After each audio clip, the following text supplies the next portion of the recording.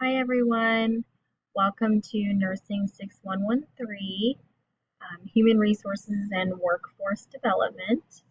My name is Heather Figueri and I'm going to be your adjunct professor. The course runs from August 27th to October 12th, and I look really forward to having you all in class. First things, please access the syllabus and read through the expectations. My contact info can be found inside the syllabus. Next, please make sure that you have the course books, as there are readings from these books. One of the books, sorry, the lighting is not all that great, is The Ideal Team Player by Patrick Lencioni. If you have not read this book, very good book.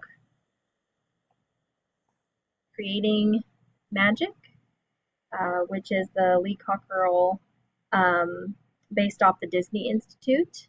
Another fantastic book. Readings will be from here. And then the third book is The Manager's Guide to HR, and it is the second edition.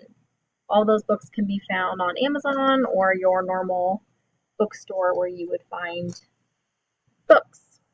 Again, look forward to having you all in class.